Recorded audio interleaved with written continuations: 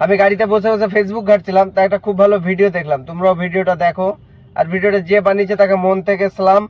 ভিডিওটা এআই থেকে বানিয়েছে না ভয়েস এডিট করেছে জানি না, কিন্তু তোমরা ভিডিওটা ফুল দেখো। अरे ओ सांभा, हिंदू धर्म में कितने देवी देवता है रे? जरा बताना।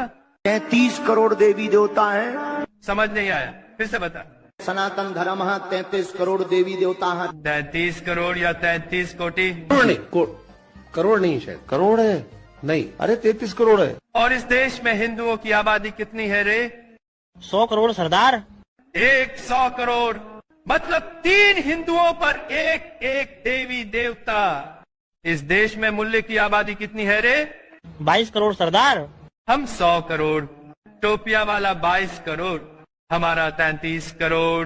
टोपिया वाला का सिर्फ एक, ऊपर से उसका फोटो नहीं।